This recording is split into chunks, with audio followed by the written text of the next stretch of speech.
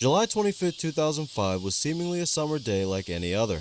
Within a certain house, in a certain neighborhood, a boy named Brian turned on Nickelodeon to watch a certain show, SpongeBob. However, just as the TV switched to the channel, the TV started glitching. Brian, perplexed by this, called the satellite company, thinking that the signal had been interfered with. He'd soon come to learn, though, that this was an issue the entire town was dealing with. It was supposedly the fault of the satellite company, Cloudycast. They announced that they would figure out who caused the issue, only to go quiet afterwards, leaving the story without any conclusion. In fact, the only remaining evidence this even happened remains with Brian himself, a recording on his DVR that he uploaded to the internet for all of us to see. As a massive SpongeBob fan myself, I must say that I'd never heard of this hijacking until today. Weird. Their video will be linked below though, along with other important stuff, and I hope you enjoy this hijacking. Alright, let's see what this hijacking is all about. Oh yeah, I remember these albums. Wait, does that make me sound old? Whatever.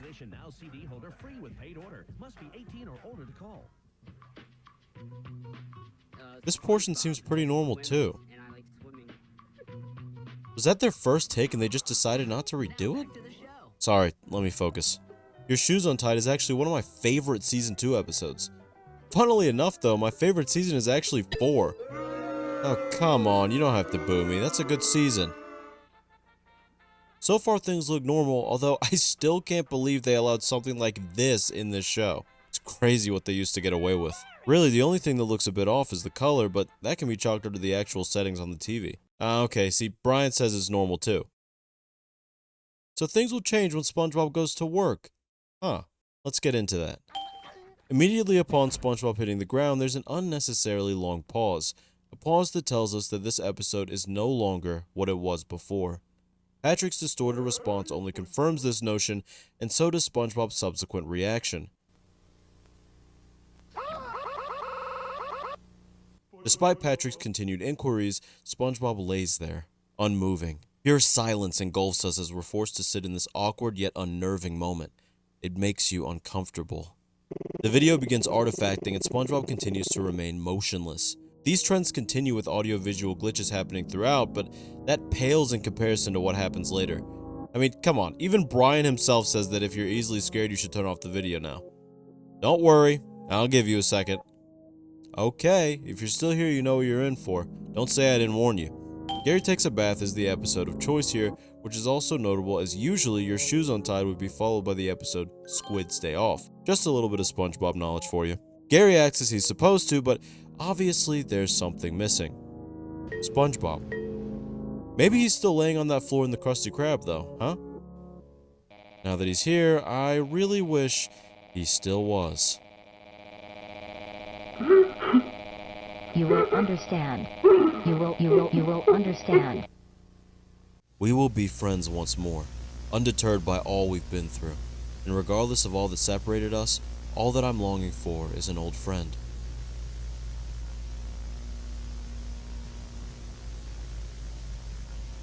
See you soon, Jerry. Let's pause for a minute and process the insanity that we just witnessed. Two people are shown during this. I'll call them Person A and Person B.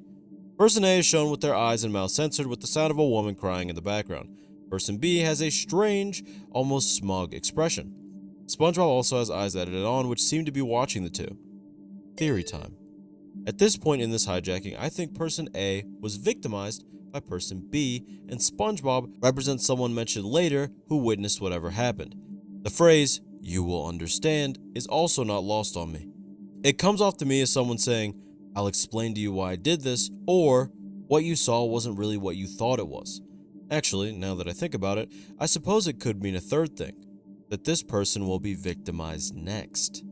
This is only confirmed to me through the next scene where someone says that they missed their old friend who was separated from them. That despite all they'd been through, they couldn't wait to see them again. That person being Jerry. Jerry is someone I personally believe to represent SpongeBob in the prior scene. He likely witnessed whatever happened and ran away, successfully evading Person B. This is who hijacked the station and who is now directing this message to Jerry. Alright, press play.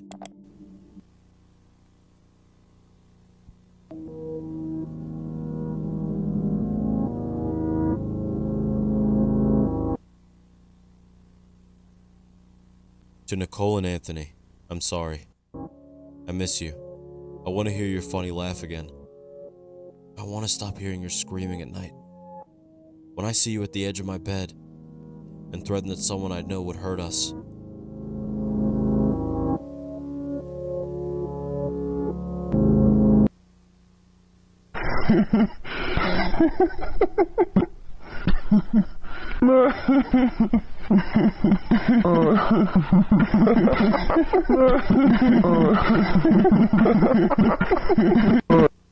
Pause again. Person A and B are likely Nicole and Anthony. With the way they look, it almost seems like Nicole is actually the villain here, but when reading the text on screen, it doesn't seem that way at all. When I read this, I see a guilty person that may have eliminated both Nicole and Anthony, haunted figuratively and possibly literally by what they've done. The other way I read this, though, is that this person let something happen to them, that they were victimized by an unknown party, and whoever wrote this letter feels guilty for not being there to protect them. Alright, play again.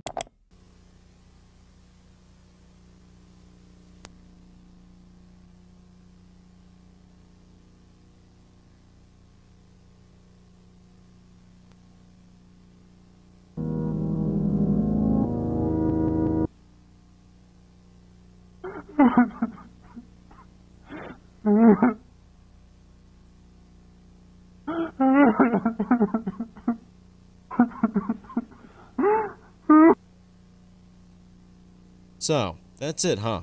The only real input I have to add here is that the face near the end probably represents Anthony. The other one, I'm not so sure. What I do know, though, is that there's another perspective of this that makes things a lot scarier. Remember where we started?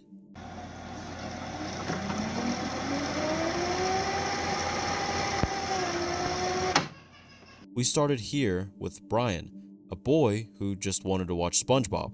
Imagine yourself as a child on summer break and ready to watch your favorite show, SpongeBob. And then instead of the usual happy-go-lucky Sponge, you're met with, well, this. Don't you think that would affect you? Would you really be able to watch SpongeBob again after that, or TV shows in general? While I'm asking questions, is it possible that the reason the company never revealed who caused the hijacking because it would actually cause issues for the company as a whole? Just a thought. You've got mail. Hold on, sorry everyone. I gotta check this real quick. Wait, huh? This isn't the only time this occurred. I guess I'll have to check this out by clicking on this random link that hopefully isn't an IP grabber. Ah, Rodrigo Hogos. I'm familiar with that channel. Let's see what this is all about. 2008 or 2009, just a few years after the previous hijacking. Was there something in the water during this time or something? The first 40 seconds are the exact same as the secret box, with a slight audio glitch being the only thing of note. Then something noticeable occurs. Issues with the eyes are very common during this hijacking, such as here, here, and here. The entire face is eventually changed here as well. Despite these changes, the characters still act the same as they usually would, until...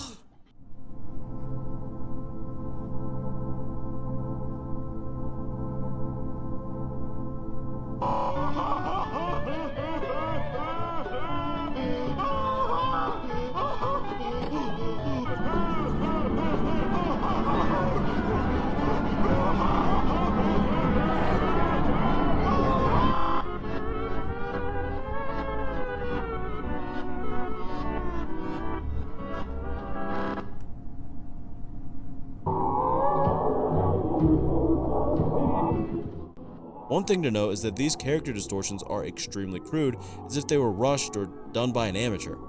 What reason could someone have to do all of this, though?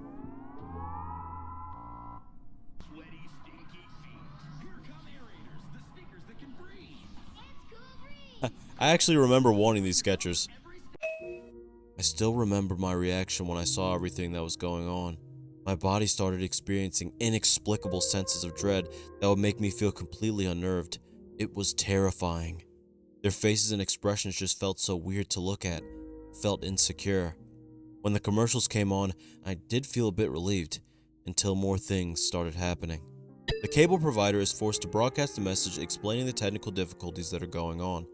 This message is quickly replaced with a virtually incomprehensible one. Going frame by frame reveals what exactly this incoherent message is saying. Static whispers from the unknown. The orange moon rises. 42 keys unlock the void. Tune your mind, not your screen. The clock strikes 13. The horizon bends backwards. All will be known. The secrets of the universe await. And then it cuts off. Yeah, that didn't make things any more coherent. These incessant ramblings again add to the unhinged nature of whoever this hijacker is. No clue what it could mean, though. Huh? Hello? Yeah, hey, is this Gurisco? Yeah. Why? So you're not gonna try to take some kind of meaning from this? What are you... You mean the text on screen? Yeah. I mean, even I could do it. Oh, well, if you can do it so well, be my guest. Go ahead. Well, it's pretty simple, really. Whoever this person is clearly saying that Nickelodeon is bad. Okay, and why? Why? Well, if you keep playing the video, I could explain it better. Are you watching my screen? Okay, though, sure, I'll humor you. Okay, yeah, I remember these sticks. Never got to try them, though. Really? You were missing out. So their eyes are white. Pretty creepy, but what's this big reveal? Can you be patient? You can sit there and not upload for 2 months, but watching a few seconds of this video is too much for you? Hey, do you want me to hang up? Okay, sorry. Just pay attention.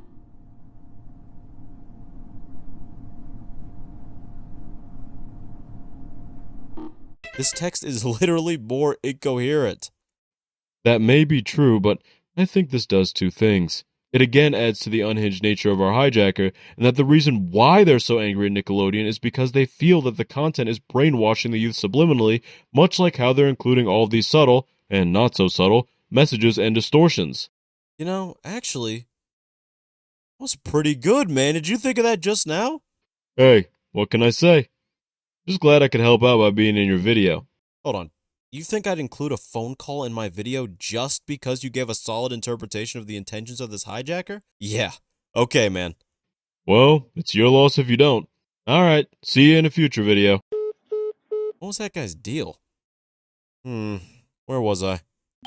Another bumper, another incoherent message. And finally, the narrator chimes in again, stating that they stared at the frozen screen, unable to tear themselves away, anticipating whatever was going to come next.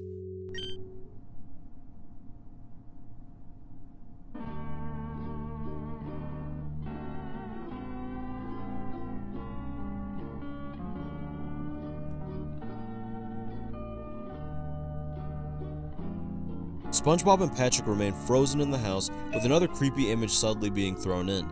Really, there's nothing much of note here except for the sound of someone dialing a phone number, probably calling technical support or their cable provider. Trust me, we'll get back to this later, like in literally just a second. Nickelodeon goes off air and we get to hear a phone call. Hello, is this Nickelodeon's technical support? Yes. Are you calling to speak about what recently happened with our channel? Because, we're currently investigating that. Something strange is happening with the channel and, I'm just wondering what's going on. The issue is being investigated. There's nothing to worry about.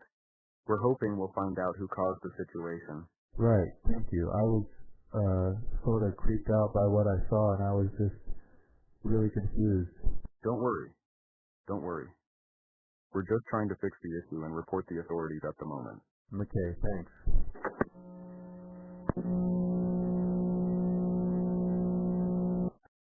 Well, I guess calling the authorities didn't work since the hijacker was never found. You know, I really think this is super similar to a lost episode creepypasta. I can imagine that if I was a kid and I saw this, I would have grown up to post about it on forums and other places, spreading the urban legend of this infamous SpongeBob hijacking that scarred me. I think that's really it, though. You've got mail. I mean, what could it be? I really need to get this video out on time. Like, why are there so many interruptions? This is the last one, I swear. This one also reveals who the hijacker is. Okay, fine. I'll bite one last time. I really mean it. This is the last one. I don't want any more phone calls or any emails, okay? I don't know what's been going on in this video. It's like I'm experimenting with my content style or something. So this one from Luke Inspire also takes place in 2009. All these moments are from a SpongeBob marathon, each being more and more unstable. Recording 1. It shows the episode The Paper with some frame freezes and audio glitches. Recording 2. The intro music is only instrumental. When SpongeBob appears at the end as well, he begins to tremble until he stares at the viewer with a crazed expression. Definitely more unnerving than the last hijacking. A message appears during the title card, seeming to either be something telling everyone the truth about Nick, or just a message that there's an issue with the channel and that they're resolving it. Fast forwarding through the episode, we hit an actual error message from the channel. Recording 3. During the episode, to SquarePants or not to SquarePants, SpongeBob's voice doesn't project while he's speaking. The message on screen reads, "Tired of them banishing us out. They only show us garbage." Later, SpongeBob is shown screaming with a deranged look on his face, and the hijacker again attempts to communicate by saying, "Let me speak to the audience." The episode plays normally, but gets cut off by an error message, and we're finally brought to recording 4. The episode Valentine's Day is airing. Just look at this.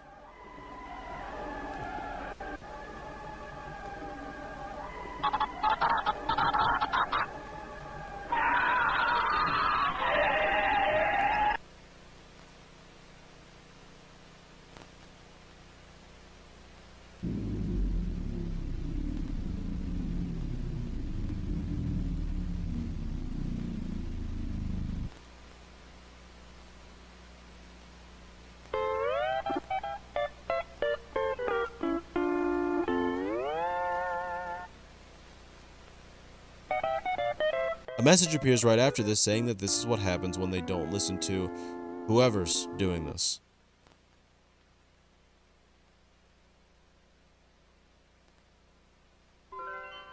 Message sent to Nickelodeon staff from ARR. Yeah, this should be good. Page 1 says, "You're all so negative all the time. Day after day, hour by hour, you're always expecting better. I wish you would for once shut your mouth. Shut your mouth and act like a decent human being for once in your life. Think of the poor kids you brainwash with your festering attitudes."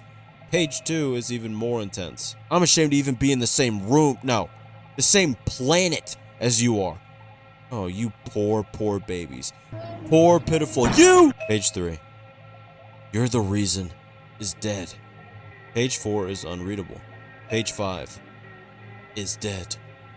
After this, the person gets enraged, seemingly breaking the camera and ending the broadcast. This is a photo of ARR, or Armand Raphael Ramsey. He was a man who was said to be mentally disturbed. Yeah, I wonder why. He was also a former Nickelodeon worker. He would subsequently be arrested for the repeated hijackings, and his current whereabouts are unknown. What about SpongeBob was it that set him off so much? Even in his final messages, SpongeBob was drawn multiple times as if it was a representation of someone. Perhaps himself? Looking back at it, it seems the person he referred to as being dead was ARR. Himself. I think that SpongeBob was a representation of the happy, innocent image he had of Nick before he worked in their possibly toxic and cutthroat environment. Upon experiencing such negativity, his fragile mental state was compromised, and he began to want to show kids the truth about what Nickelodeon really was. The brainwashing he was referring to probably refers to the idea that Nickelodeon is forcing a false persona to kids, that it's not really as nice as it appears to be. Or something like that, I don't know. Hey, I'm not getting any emails or calls! I'm free! Alright, I better get out of here before...